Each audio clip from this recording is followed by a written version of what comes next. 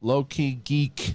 Hey, he's a low-key geek. He tries to be out there when he wants to be, but hey, he's a low-key geek.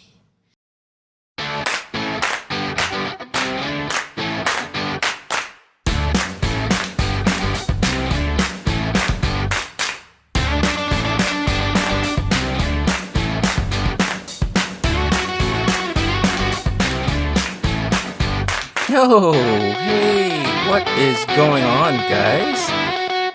It is the first Monday of July. Welcome to July.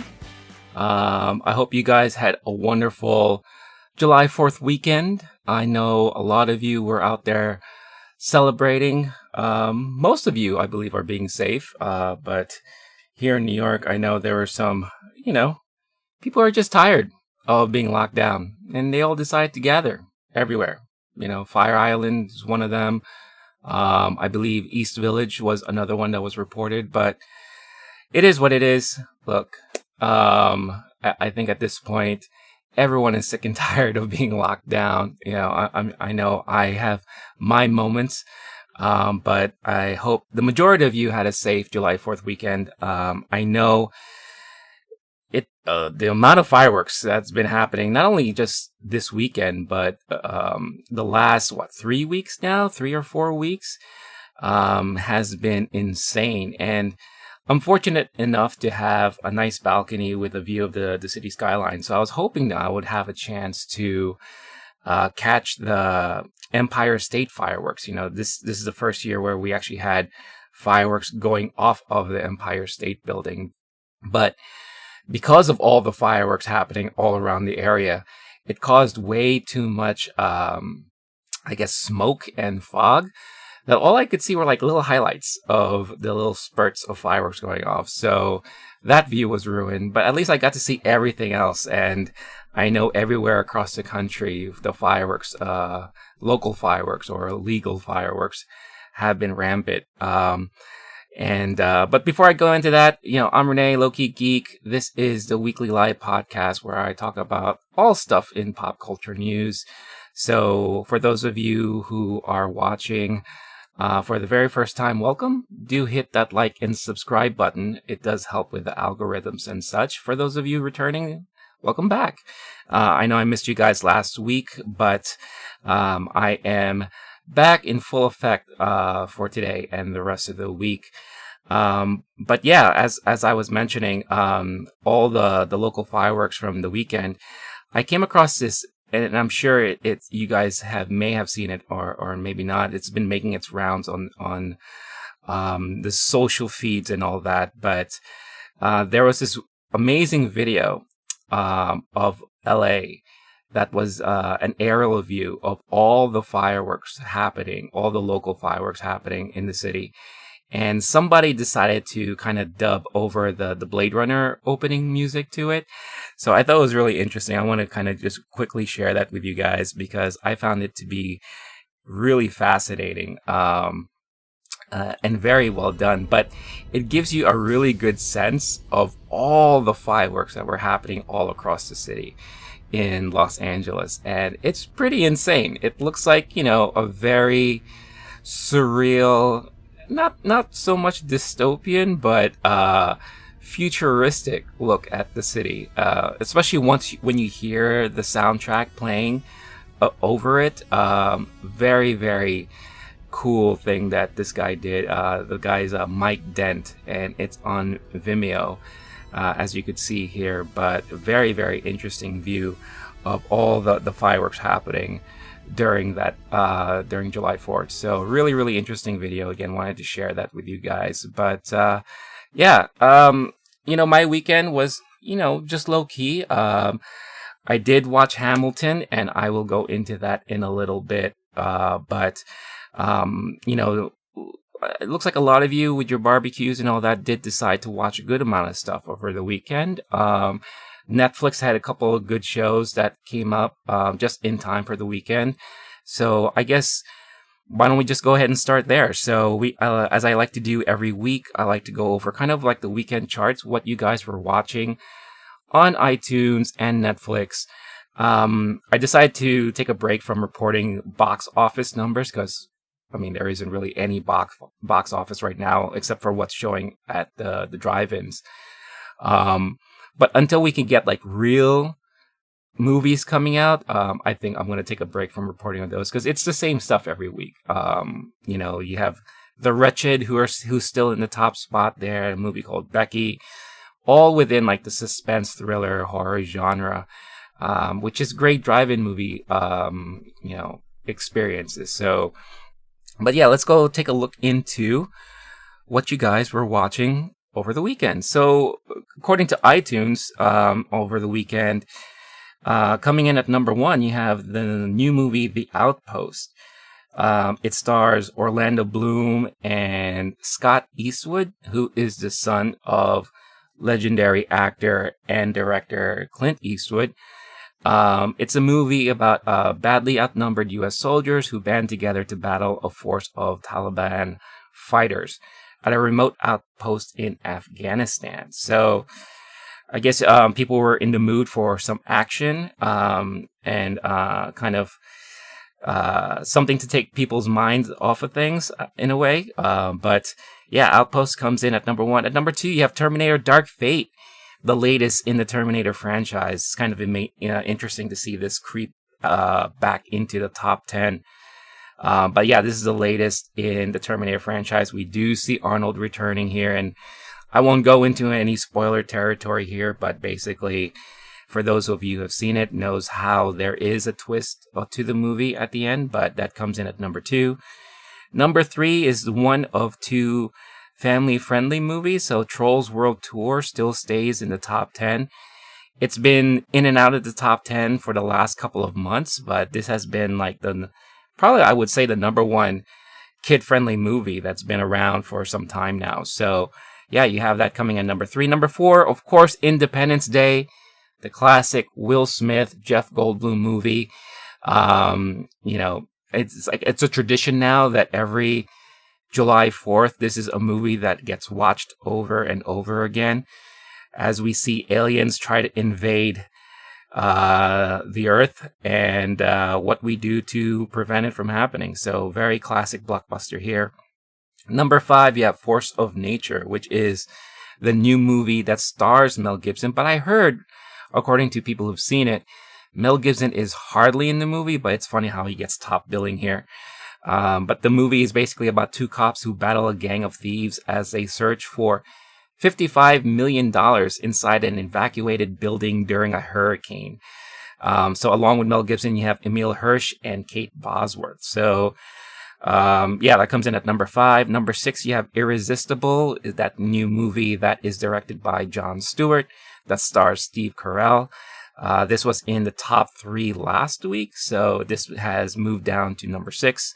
Number 7, Sonic the Hedgehog, comes back into the top 10. Again, another family-friendly movie. Real, I would say, like one of the more decent video game adaptations out there in more recent years. So you have Jim Carrey at his finest in this movie, so that comes in at number 7. Number 8, you have the Rian Johnson classic Looper, a time-skipping tale that stars Joseph Gordon-Levitt and Bruce Willis, along with Emily Blunt. So it's amazing how this has come up into the top 10. And I don't know if it has anything to do with a piece of news that I will discuss later on, but it's interesting to see how this crept back up there. Number 9, The Invisible Man.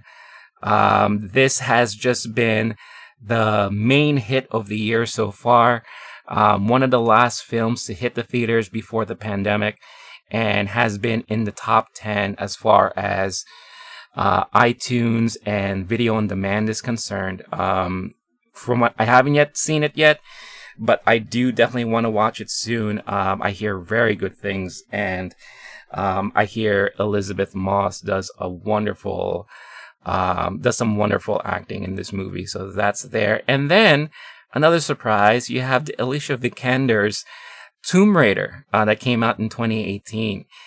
So that found its way into the top 10. Now, it is interesting to see how these movies creep up and all that, but from what I've seen and what I've read recently, a lot of these movies that just come out of nowhere, it's because somehow it gets mentioned in social circles, whether it's Twitter, TikTok, Facebook. It seems like a lot of older movies that we've seen creep up on this list and on Netflix finds its way because of that type of word of mouth. So it's very, very interesting to see. But moving on to what you guys were watching on Netflix, no big surprise, at least for myself, you have number 1, Unsolved Mysteries. This is the bringing back of the classic crime story, mystery, documentary series that used to air back in the day on network television. It used to be hosted by Robert Stack. And basically each episode goes through an unsolved case, whether it's missing person, murder, unexplained phenomenon, things like that. It's a 6-episode series for now. I'm not sure what the plans are for future episodes, but I did have the chance to watch all episodes over the weekend. So what I'll do is I'll just use this moment to kind of give my brief review instead of doing a separate video on it. Again, if you are familiar with the original series, this was something I used to watch a lot when I was a kid. Well, not really a kid. I was younger, definitely, but excuse me. It caught me during a time when I was really interested in a lot of these like unexplained events in our news. And the series really covered a lot of these. A lot had to do with like missing people or crime cases that were just left unsolved for years and years and years. But the things that always drew me were kind of the more unexplained phenomenal, whether it's like UFOs or, creatures from wherever the case is. In the 6 episodes here, they do cover a huge breadth of different types of cases. There was a good amount of unexplained murder and how something happened, missing people who were tied to possible cases of theft or crime or murder. And you do have one that explains a UFO sighting that hit the town or towns within Massachusetts back in the 60s. So it was very well shot. And I think now with today's technology, it's interesting to see how they kind of lay out the events of each scenario, giving you proper calculations of distances or, this is where this person was at the time. And then 2 days later, this is where this happens and this and that. So I think with the newer technology these days, it is very interesting to see how they lay all that out. There's no narration during the whole episode or any of the episodes. So I do feel like it creates more of an eerie feeling while you're watching it. If you've watched any kind of the more recent documentaries, especially when it comes to crime cases or serial killers and all that, that does tend to be kind of the norm where there's like a lack of that narration and all the narration is done by those who they've interviewed throughout the episode. So I would say I was missing that from, the classic series from before. It's always gives it a sense of just groundness if you hear someone narrating throughout the whole thing or, calling things out. But every episode ends with the same type of messaging that if you have any knowledge or information about anything, please contact, this local government or the FBI or go to unsolved.com, which I guess is the new website for the Unsolved Mysteries series. So overall, I did find it very entertaining. 6 episodes it can go by really quick. Each episode is like 45 minutes, but since each story that they went into was very intriguing, it kind of left me hanging and wanting to see more. I don't know what they're going to do if, let's say, there are new developments with each case after the airings of these episodes. One of the things that they used to do in the old series, that if you're watching an episode, they would sometime during the end cut in and say, update from episode blah, blah, blah, and this and that. And then they give you like a quick rundown of the latest updates and newest things coming from reports from people who may know this or may have seen somebody here and there. So I do kind of miss that. And I don't know how they're going to do that and weave it into this series. Maybe they'll make a separate episode to kind of cover all of that stuff. But very interesting stuff. If you're a fan of like those type of crime mysteries and all that, this is definitely something for you. So I would definitely recommend it. And like I said, it's only 6 episodes. It does move pretty quickly, and it could be very interesting for a lot of you to check out. So definitely do check it out if you have a chance. So let's get back to what else was popping over there on Netflix. So number 2, you have another new series here. You have Warrior Nun. And I covered this about a week or 2 ago, and it is a new series that is based off of the classic Antarctic Press comic book series Warrior Nun Ariella from the 90s. So basically, it's a story about a female who, after waking up in a morgue, this orphan teen discovers she now possesses superpowers as the chosen halo bearer of a secret section of demon hunting nuns. So very interesting. I've heard people kind of compare it to Buffy. Some people are saying that it's somewhat like the modern day Buffy and all that. I've heard pretty decent things about it, and I do plan on catching it this week. So stay tuned for my thoughts and opinions of it. But that comes in at number 2 there. Number 3, you have The Babysitter's Club. This is the new reboot on Netflix based off of the classic series of books that talks about a group of friends who decides to create their own babysitting organization. So obviously, this is targeted more towards the young adults and possibly younger. Because I remember those books popping up when I was in grade school and was very popular among the girls and all that. So not surprised that it is a number 3. This kind of debuted like about a couple of weeks ago, I want to say. So that is definitely something that a lot of people are watching now. Number 4 is Patriots Day. This is the Mark Wahlberg movie that is based off of the Boston Marathon bombings. This is one of 2 Boston-related movies in the Netflix top 10. So I don't know if that has anything to do with, the July 4th weekend or what have you. But interesting to see that this is at number 4. Number 5 is a new movie, Netflix movie, Desperados. It's a movie about a panicked woman who rushes to Mexico with her reluctant friends in tow to try to delete a ranting email she sent to her new boyfriend. So consider this to be your rom-com adventure here. So that comes in at number 5. Number 6 is the second one of the Boston-related movies, The Town, the Ben Affleck classic here. So interesting to find this coming in at number 6. Number 7, Floor is Lava. This is the new game show on Netflix, which pits people against obstacles to win whatever prizes you have there, pretending as if the floors around you are molten lava, and to do what you can to not fall into it. So I've said it many times in my other previous shows that if you're a fan of those summer break type movie TV series like Wipeout and things like that, this is definitely up your alley there. Number 8, 1,000 Words. This is an old Eddie Murphy movie from 2012, which is really interesting to find it back up here. But if you've never seen it, this is one of those movies that came out during a time when Eddie Murphy was just not as relevant anymore. So it may have slipped under the radar for a lot of you people. But if you don't know anything about it, basically the movie is about Jack McCall, who is a selfish literary agent whose fast-talking ways allow him to close any deal.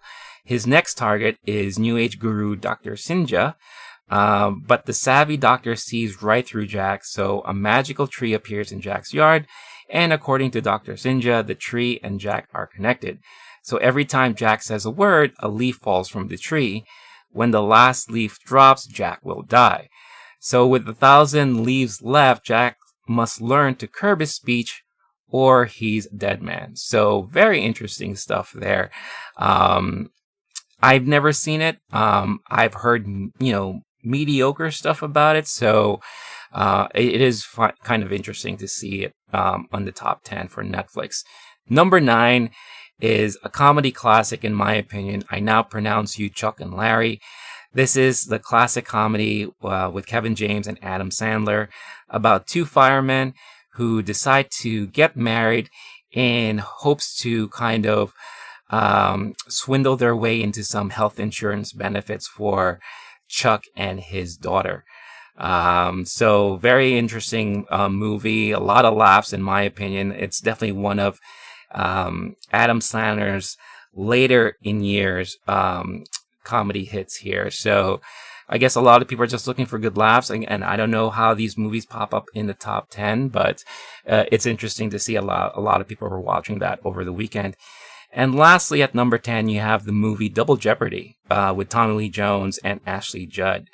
Again, another old movie that came out back in 1999. So I've never seen it. But if you are someone who also is not aware of it, have never seen it, the movie premise is basically framed for the murder of her husband.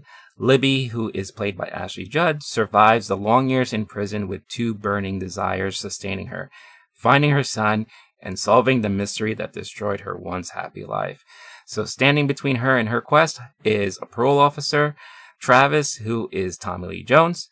So Libby poses a challenge to the cynical officer, one that forces him to face up to his own failings while pitting him against his superiors and law enforcement colleagues. So definitely that crime thriller type of movie. So yeah, that's what you guys were apparently watching over the weekend. So a lot of interesting stuff there. And like I said before, it's always fascinating to see how a lot of these movies kind of creep up into the top 10 list and all that. So yeah, if you've seen any of these movies or series, do let me know. Chime in the chat, or you could always DM me and let me know what you think. Let me know if you were watching any one of those over the weekend. I'm always interested to hear people's opinions and thoughts about what brought them to watch a specific movie or series and how they felt about it. So yeah, very interesting stuff. So a lot of interesting news to talk about. And since I didn't really have a live show last week, or I wasn't able to produce my weekend pop over the weekend due to the holiday and all that.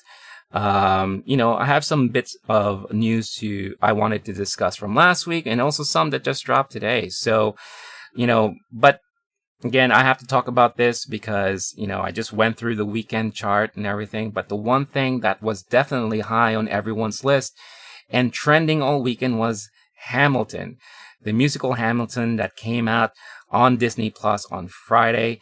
And according to reports that I read today, it definitely helped boost Disney Plus subscriptions, because keep in mind, Disney Plus ended their free trials in June. So anything starting in July, people would have to pay for and sign up for. So whether some of these people were lucky enough to still be stuck within their free trial periods, had a chance to catch Disney Plus and watch Hamilton on Disney Plus. But for anyone who's never signed up, they've had to had signed up for a brand new subscription.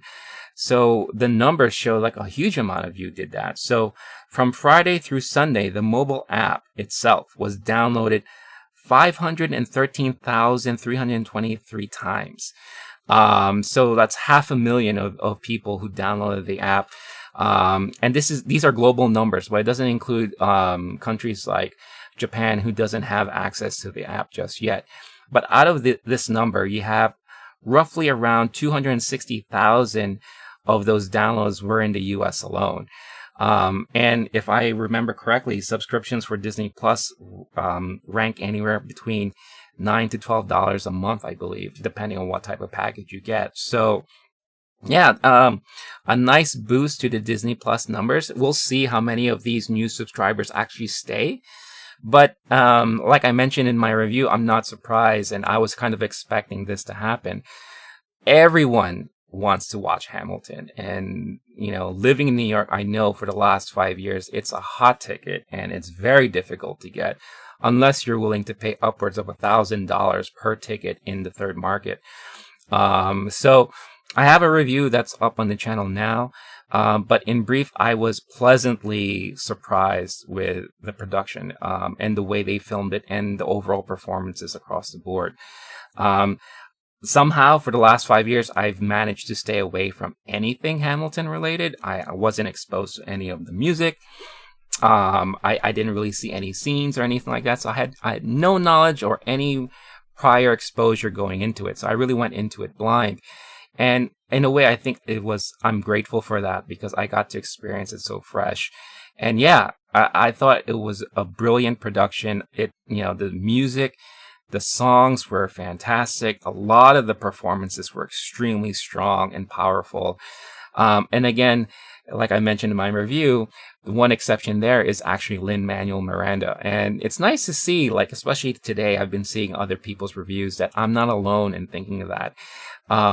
Not to take anything away from his brilliance. I mean, he wrote and helped, direct the stage production, and he put together a brilliant storyline and, overall flow of the production. Everything that he was involved in was amazing. But he's just not a strong performer, in my opinion. And I think everyone else around him, he was outshined by all of them.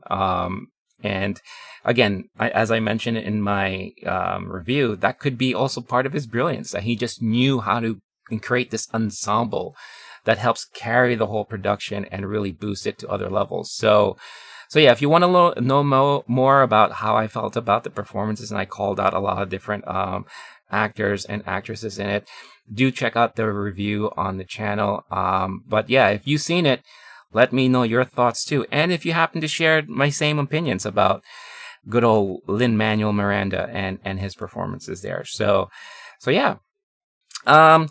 Unfortunately, as I was looking through the news from last night and this morning, once again, we have another week where we have an unfortunate passing, and that is the passing of Ennio Morricone. And if you don't know who he is one of Hollywood's legendary composers and musicians. He was responsible for a lot of major soundtracks from the 60s and 70s. And he primarily did a lot of work in the Italian cinema. But the first time I think he really came into prominence was within the spaghetti Western genre. You had Clint Eastwood with the Man with No Name series, right? So, anything from, The Good, the Bad, and the Ugly, Once Upon a Time in the West, Fistful of Dollars. The classic scores that we know from those films, that's all him. That's all Morricone. And, I think from there, it helped influence a lot of other soundtracks and Westerns with just the way he put things together. He was involved with the soundtrack for The Thing, the classic John Carpenter horror movie. That entire eerie and kind of thrilling soundtrack was all him. And let me just mute my phone real quick. I apologize for that. These notifications can be a little bothersome. But anyway, so he was involved and responsible for that.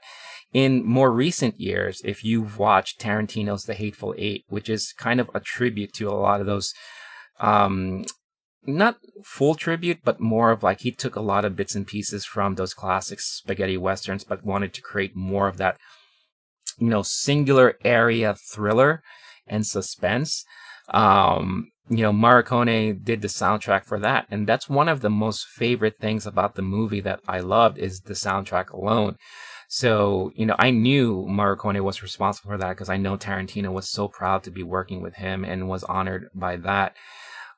He also did the soundtrack to The Untouchables, the classic crime movie with Kevin Costner. And Cinema Paradiso. Cinema Paradiso is one of those classics. It's a beautiful movie, but the soundtrack and songs in there are so memorable and very, very heartfelt and heartwarming and all that. So, Yeah, he was involved in a lot of these soundtracks and definitely a pioneer in creating his type of sound and lending these sounds to very classic movies. So, he died at 91. So he lived a pretty good life. But it's always unfortunate when you hear a legendary like this pass. Um, you know, John Williams is way up there, man. I mean, he is also 90, and we're all like really, really hoping and praying that he can last a little longer, because he is another icon when it comes to movie soundtracks and his work with Indiana Jones, Star Wars, and all that stuff like that. But he's getting up there too, and one of my dreams that I've always had, and I haven't been able to do it yet, is that every year John Williams would host this concert series in LA at the Hollywood Bowl, where he plays through a lot of his classic tunes and soundtracks and themes. And with him getting up there, I don't know how much longer he'll be able to do that. And now with this pandemic, we don't know when we'll be able to even have such concert series like that. So I really hope that I can have a chance to watch him one more time, because I'm pretty sure he's getting up there, and we may have to talk about him in the future. Hope not. But yeah, even like last week, we had the passing of Carl Reiner, who is the father of Rob Reiner. So we're getting to that point, like I said, time and time again, where a lot of these people, legends in Hollywood and entertainment, are starting to go. And I think now is just a great time to just cherish and enjoy their pieces of work that they've left with us. So yeah, again, thoughts, prayers, and love go out to his friends and family. Ennio Morricone, age of 91. Not so much entertainment news, but I did find this really interesting. So apparently Uber bought Postmates today. They announced that Uber acquired Postmates at a tune of $2.65 billion. So I know Uber was in the market to acquire one of these delivery services. They were really hell-bent on trying to acquire Grubhub at one point, and that fell through. So I guess the next best thing they thought would be to try to go after Postmates. So yeah, I don't talk about like this type of business type news, but I just found that extremely fascinating. So yeah, Postmates, very interesting stuff. So today I did see that Netflix, they dropped a new trailer for a new anime series that they are working on. It's Transformers. The name of the series is supposed to be Transformers War of Cybertron Trilogy Siege. Now, I don't know if that's the name of the first part of the trilogy, but we finally got a good glimpse of the trailer today. And I'll play this for you a bit here in the background. But I thought it looks beautiful. It is, CG animated, and you could tell they definitely are going with the G1 Transformer era, which of course got me already. Apparently it's Hasbro is, working with Rooster Teeth on this. But as you can see here, it looks like this could be one of the final battles between Autobots and Decepticons. Everything looks grim. Everything looks dire. It's very, very interesting stuff here. The CG looks really, really well done. And it really brings things back to, the G1 animation, back in the days when I used to watch it as a kid. So very, very interesting stuff. Very, very interesting storyline from what I can tell. You don't hear a lot of the voices in this trailer. You do hear bits and pieces. So I don't know if the famed actors who once voiced, Optimus Prime and all that is involved in it. I didn't have a chance to really look into it that much, but yeah, it's your classic tale of Optimus going against Megatron. Here you go. And I don't know if we're going to see any deaths in this series. It is an anime, so you never know. But yeah, very interesting thing. And I believe this is going to be launching on Netflix at the end of the month. So we don't have that much longer to wait for it. So I'm pretty excited to check it out. So, there you go. If you're interested in catching the trailer, it's available on YouTube. But looks really, really interesting. It looks like a lot of fun. So yeah, so moving on to like more like movie news. So I've been discussing a lot about Tribecca Enterprises and how they've designed this movie series for the summer to kind of help boost attendance to drive-ins. And now that we still have no clear line of sight as to when movie theaters will start reopening, the next best thing is going to a drive-in. You could practice pretty decent social distancing there. You know, you're in your car and you're secluded and all that, and you still have a chance to watch movies on a big screen. So Tribecca Enterprises have been working with a lot of drive-in chains throughout the U.S. to kind of help promote and push out this series of movies that they're releasing. A lot of them are classics and blockbusters and all that stuff like that.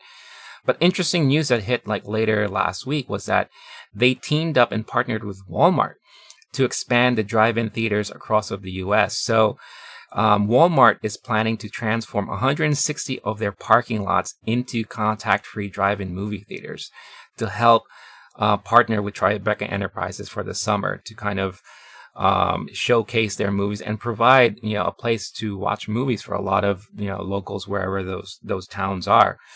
So I find that to be very, very interesting, and that's a huge partnership. I mean, that's a lot of parking lot space to be converted into drive-in movie theaters. So could this be a new trend moving forward where drive-ins are really going to be more prominent? And could this be also them testing out the waters of maybe a new drive-in movie theater chain that will spread across the U.S.?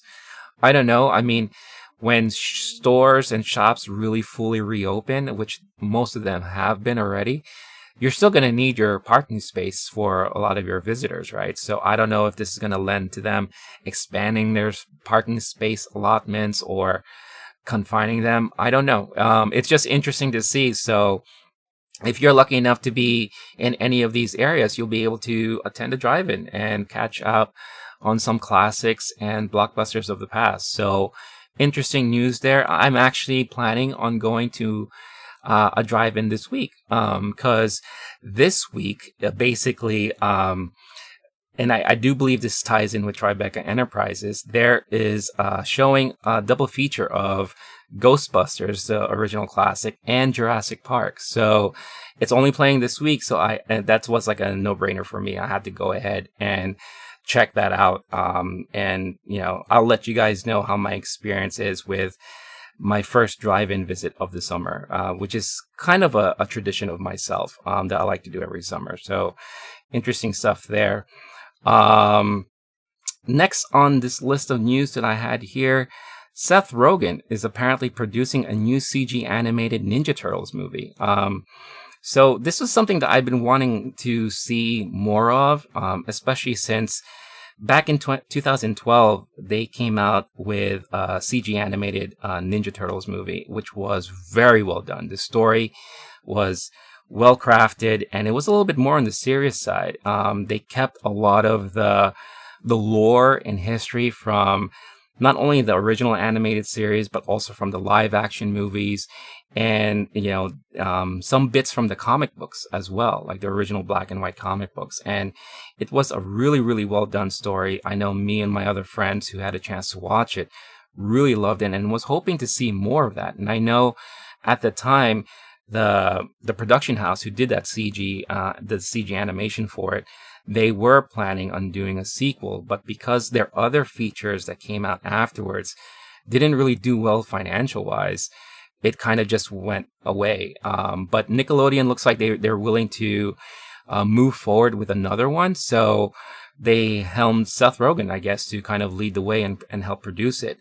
Along with this, I also heard that, or I read that Nickelodeon is also planning a new 2D animated film that's going to go directly on Netflix.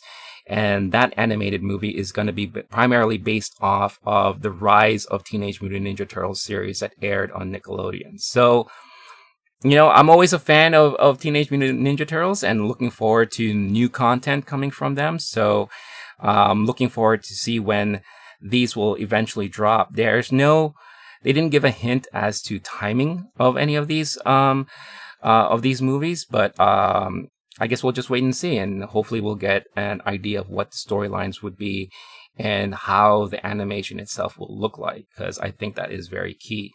It would be nice if they kind of kept to some of the more classic looks, but we'll definitely find out once more news kind of hits the waves there. So again, shout out to those of you who are watching. OP Nick, I just saw your comment in there. What is this? This is a weekly podcast. It talks about pop culture news, entertainment, movies, video games, and so forth. So thank you for chiming in and watching if you're still there.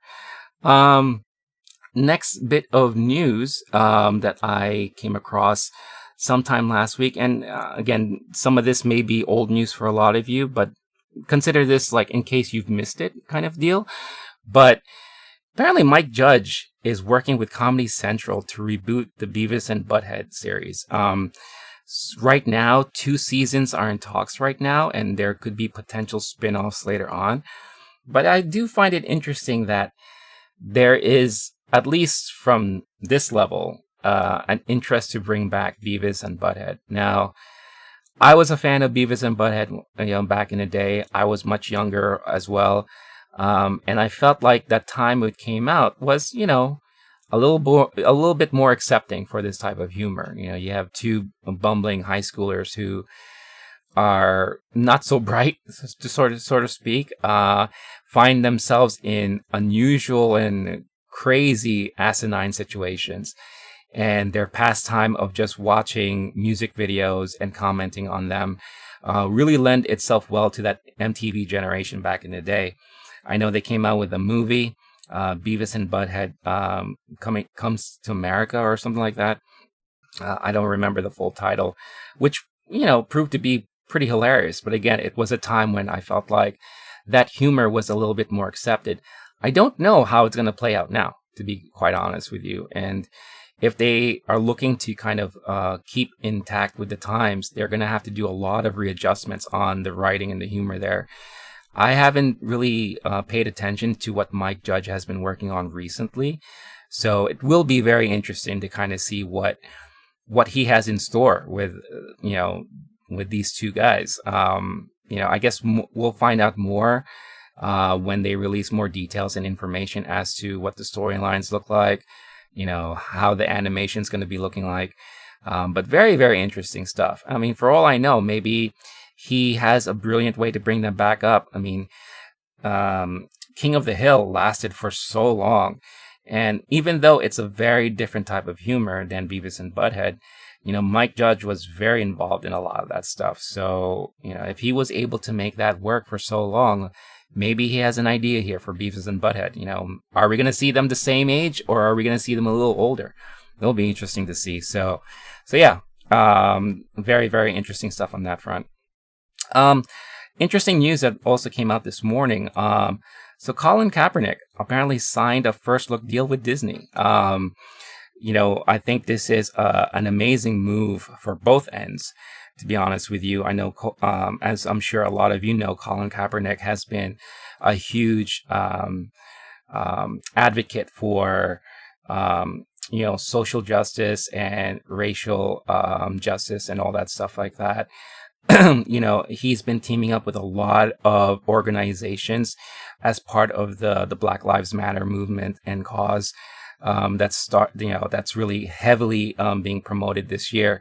So, from what I've read, this is all in hopes to help further showcase works of color from directors and producers to kind of showcase more of their works and be more exposed to what they are, what they can work on and what they can produce out there. So no other details really have been coming out as far as like what current productions are in there. But from what I did read, this expands to all Disney properties, so ESPN and so forth. So we could be seeing a huge slew of different types of programming, whether it's sports related, movie related, TV related.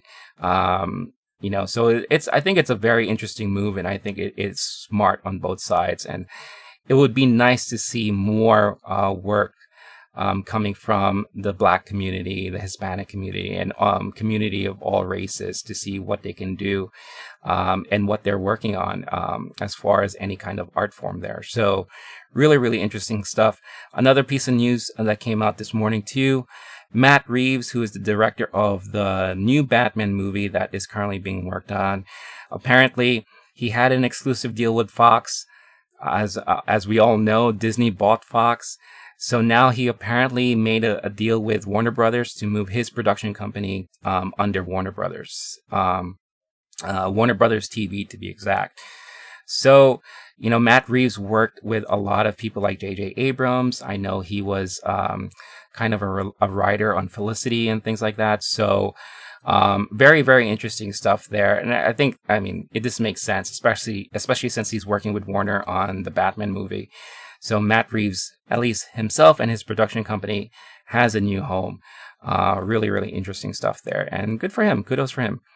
So that's pretty much the majority of the news when it comes to kind of like movies and Hollywood and all that kind of stuff like that. But we were in the gaming front. We were told that we have some showcases, I would say, coming out this month. One of which we've been waiting for since last month, and that is the Xbox Series X showcase. So that was announced to be on July 23rd. So that is going to be able to showcase or allow Microsoft to showcase a lot of the games that are being worked on for the Xbox Series X, their new next-gen console. And a good portion of it is promised to be first-party development. So, I've said it before many times, whether it's on this podcast or the Nerds to Men podcast that I am on with my buddy Paul from Paul Programs, or even during my streams when I'm on Twitch. Xbox really blew it with, or Microsoft, I should say, really blew it with their last showcase, with the third-party showcase that they had there. And we just really didn't see any gameplay. And ever since Sony stepped up to bat, we had already the PlayStation 5 showcase. We had a lot of different reveals, based off of Sony's properties, and we saw a slew of gameplay footage. They listened to what the fans wanted. They knew what to showcase, and they've been hitting it out of the park for so long. So Microsoft really finds themselves behind the ball here, and they really need to step it up if they really want to gain traction, because I think a lot of people would say that leading up until that point, Microsoft was leading the next gen interest race, like the specs they had for their console, the abilities and all that. We got a glimpse of how the console itself looked from the very early beginning. So they, everything was for Microsoft to lose. And unfortunately, they did lose traction there. And Sony kind of took the baton and ran with it. So very interesting to see what Xbox and Microsoft will showcase on July 23rd. I will be more than likely doing a live stream of that to kind of show what they show and kind of gauge my reactions and all that. So do stay tuned the closer we get to that date. But then there's also Ubisoft Forward, as they're calling it. Their showcase will launch on 7/12. So July 12th there.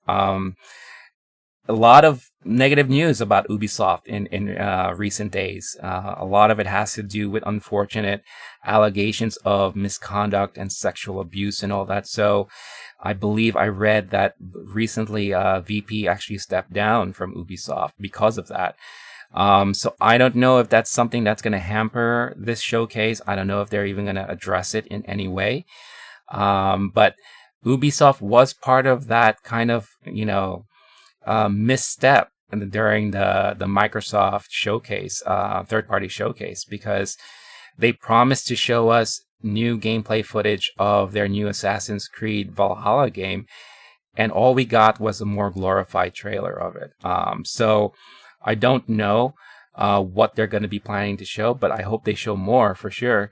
And it should be noted that one of the producers, I believe, working on that Assassin's Creed title was also part of those recent allegations. So I don't know how that's going to affect things moving forward. It will be really, really interesting to see what will happen there. But yeah, so stay tuned.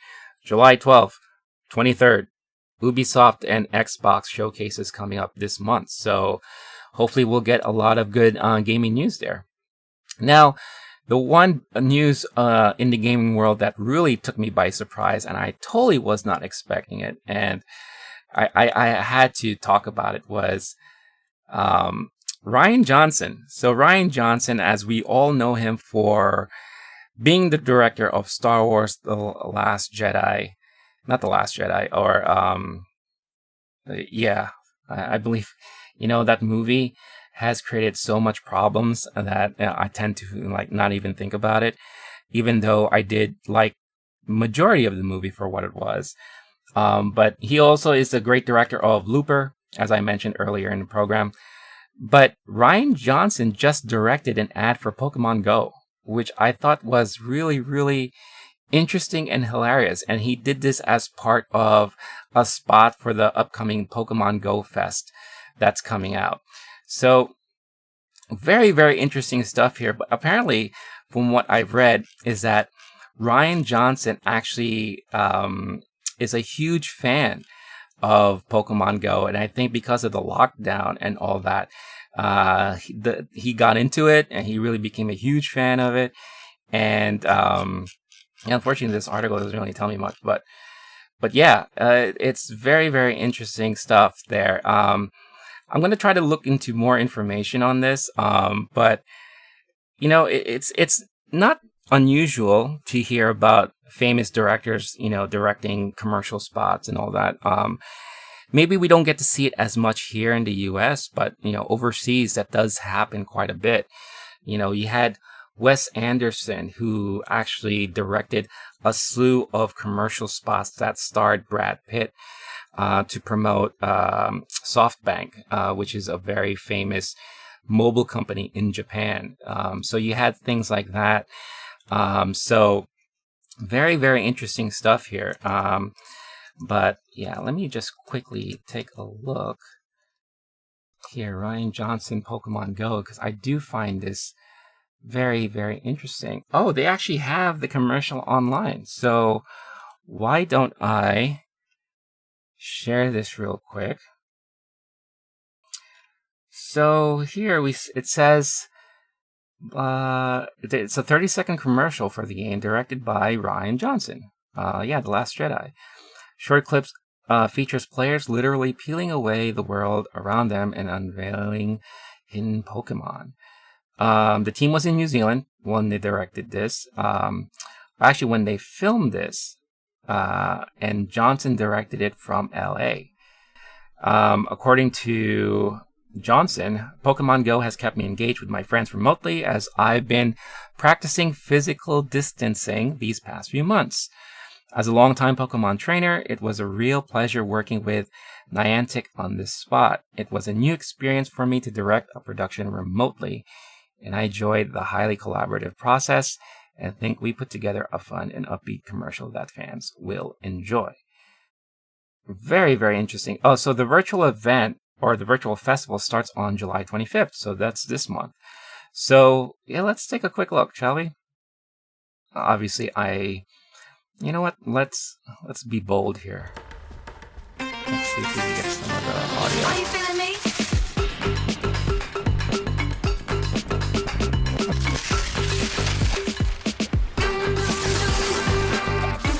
Alright. It's cute. Interesting. It's neat. You can download Pokemon Go today. Join us for Pokemon Go Fest. That's pretty funny. And that's it. That's the spot. So, watching it, you wouldn't think that that was something that was directed by a well-known Hollywood director. But yeah, Rian Johnson directed a Pokemon Go commercial. So very, very interesting stuff there. I'm dying to hear what the Pokemon fans have to say about it, or even if they care. It's just a commercial, but, Pokemon has a rabid fan base out there. So Paul from Paul Programs, I know for sure, is one of them, so I'll be interested to hear what his thoughts are on that. But lastly, on the bit of news, and this is something that I actually read way back in June, but I keep forgetting to mention it. So, I've had the fortunate chance to visit Japan on numerous occasions, and I am in love with the country. I love the culture. I love obviously the pop culture side of things there too. But one of the interesting things about Japan is that they are very well known for having a slew of Kit Kat flavors out there, and that is like the number one most requested souvenir whenever visiting. Not just myself, but a lot of other people who go there, and they love bringing back all these, these different flavored Kit Kats and all that. They have anything from blueberry cheesecake and, matcha and wasabi flavored Kit Kats, just a huge amount of flavored Kit Kats that a lot of people really enjoy, and has been like the hottest thing to kind of bring back from Japan. So a lot of people complain like, well, why can't we do that here in the States? And, I could kind of understand how the American palates could be a little different, and it maybe is a tough sell for something like that. I know in recent years, Kit Kat has been exploring some of those opportunities and coming out with some unique flavors, but nothing to the point of what we've seen in Japan. That is until now. So Kit Kat apparently has created an apple pie Kit Kat that is coming to the US this summer. So finally, we're getting a brand new, unique flavored Kit Kat that's coming out here in the US. And this is according to the Nerdist, where I read this from. So, nothing speaks more American than apple pie, right? So this new flavored Kit Kat was supposed to have come out over the weekend. July 4th weekend. It's a limited edition apple pie Kit Kat that is available just in time for 4th of July. So this was first heard about through Candy Hunting on Instagram. Will offer the traditional wafer cookie candy surrounded by an apple pie flavored white cream. They don't exactly scream Granny's apples pie in looks, but hopefully it will taste like it. And trust me, as someone who's like tasted a lot of these flavored Kit Kats, the flavors that they have worked on have been really on point, and you could really taste the differences there. Very, very unique flavors and all that. So, yeah, stores everywhere in July. So apparently it should be here. It should be out in the US in the stores. So I would definitely do what you can to try to see if you can locate it, because since it is limited edition and limited time, it may not be around much longer. So, excuse me. So I will definitely be looking forward to kind of catching this and testing it out. Who knows, if I happen to, secure myself a bag, maybe I can, do a taste test here on the air with you guys. So yeah, if you're lucky enough to grab one of these, do let me know. Let me know if it's worth it. Let me know your thoughts, especially if you've never experienced any kind of flavored Kit Kats at all in the past. It's nice to see them testing these kinds of things out. Hopefully this can lead into future combos and flavored, Kit Kats coming out in the future. At least what they could do is, it would be nice to see them do like these limited editions, once a year, or if they can offer, I think what would be kind of brilliant is if they offer like a mail-in thing where, for this month, we are featuring this flavor that was popular all across, Japan or overseas, and you can now get it by ordering here online for a limited time or something like that. I think that would be amazing if they could do something like that, especially now, with the pandemic and people still quarantining at times, and we may not be able to make it out to the stores as often. So we may not be able to come across such unique things like this. But if they offered like an official mail order program or program or kind of campaign to kind of allow us to experience these flavored Kit Kats on a monthly basis, I think that's a brilliant move. And I guarantee you it would probably be a hit, especially with a lot of people who are a little bit more on the adventurous side when it comes to their sweets. So again, if anything comes up, if anything came up during this time, that you wanted to further talk about or comment on. Did I miss anything or anything you wanted to hear? Do chime in on the chat. Again, if you're brand new, do hit that like and subscribe button if you like what you see. It definitely helps with the algorithms as I continue to build this community here, so that we can all enjoy talking about our passions within pop culture and have conversations on that moving forward. But yeah, if you're around, I am hopping onto Twitch probably in the next hour to continue my hopefully final playthrough of Final Fantasy VII Remake. So definitely do catch me there at the LOWKEY GEEK. For the rest of the week, I'll be producing some other one-shot videos for some reviews I've been working on. And then you'll catch me live again with Paul of Paul Programs for our Nerds to Man weekly podcast, 10 p.m. Eastern Time. So until next time, I'll be back again next Monday for another live show. But until then, thanks again for joining. It's always a pleasure to discuss all the news and happenings within pop culture.